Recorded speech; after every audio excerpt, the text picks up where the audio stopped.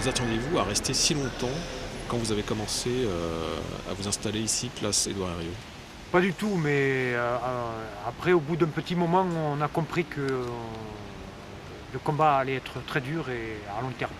Vous êtes tous les trois fils de harkis. Harkis, c'est-à-dire avant 1958, supplétif algérien de l'armée française présente sur le sol algérien.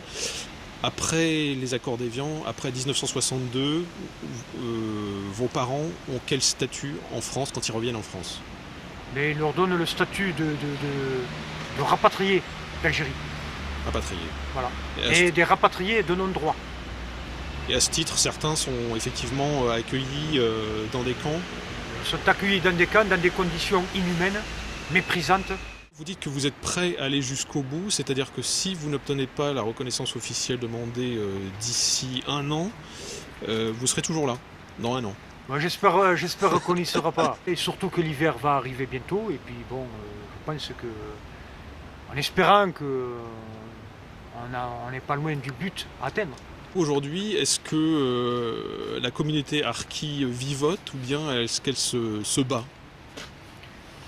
Elle se bat dans différents contextes de l'époque, puisqu'aujourd'hui c'est surtout avec les écrits, puisque nous continuons à faire couler beaucoup d'encre, et que la majorité des présidents d'associations ont entrepris pas mal de courriers auprès de la cellule de l'Élysée en s'adressant au chef de l'État, et que nous ici, ils vont dans le même sens que nos démarches, Ouais, donc, puisqu'on attend tous le même objectif. donc cette reconnaissance officielle de la responsabilité de l'État français en 1958, qui laisse ses troupes derrière elle aux mains des FLN, et donc ça c'est votre revendication principale. Hein. C'est la revendication principale et essentielle. Quel progrès ou quelle régression avez-vous constaté depuis l'arrivée de Nicolas Sarkozy à l'Élysée en mai 2007? C'est surtout pour nous, ce qu'on a constaté, c'est qu'il y a une régression, surtout au niveau de la démocratie, la liberté d'expression. Puisque depuis que nous sommes là, nous sommes privés du droit à l'information auprès du public par les médias. Vous avez quand même eu, je crois, un article ou deux articles dans Rue 89. 89. Et toi, tu as pu intervenir sur Radio Nostalgie. Non, Radio Courtoisie. Quels sont vos liens avec les représentants des harkis en France actuellement? Et notamment dans le cadre de ce mouvement. Dans le cadre de ce mouvement, primo, à savoir qu'une communauté n'est jamais homogène, quelle que soit sa religion et quelles que soient ses origines, et que la majorité de la communauté harki, en l'occurrence des présidents d'associations, apprécient et sont derrière nous, puisqu'on travaille surtout sur Internet, en sachant que nous sommes privés des médias français. Donc nous avons de très bons rapports avec la communauté harki, puisque le but à atteindre, il est identique. C'est sur la reconnaissance. Alors, dans le cadre de cette manifestation donc, qui dure depuis 4 mois, est-ce que on peut dire que vous êtes en tête de pont au niveau représentatif des harkis, ou est-ce que vous êtes un radeau sur lequel flottent 3 individus seuls, ou est-ce que vous êtes en train de faire la jonction entre la tête de pont et est-ce que le radeau fait la jonction avec la tête de pont ou pas actuellement? Comment ça se passe?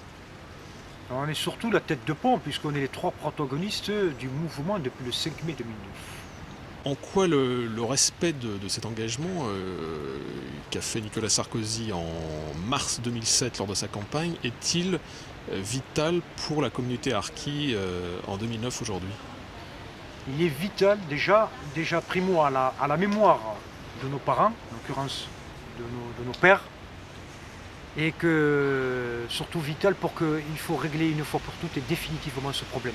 Pour pas que 10 ans après on soit encore là, toujours en train de mener des combats pour que la France reconnaisse le sort qu'elle nous a réservé et qu'elle nous réserve encore depuis 1962.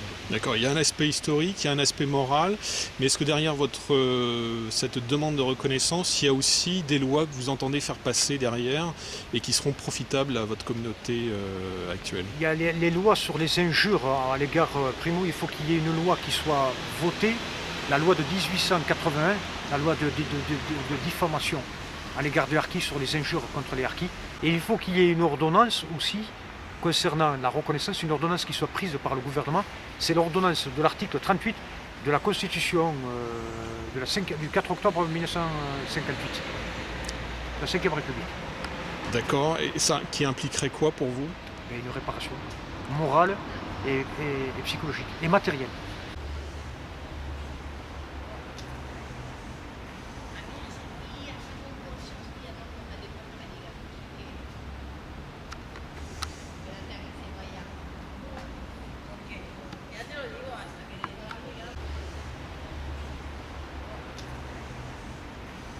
Où est-ce que vous en êtes aujourd'hui, sachant que vous êtes parti, donc vous avez commencé le 5 mai 2009 et qu'aujourd'hui on est pratiquement le 10 septembre 2009.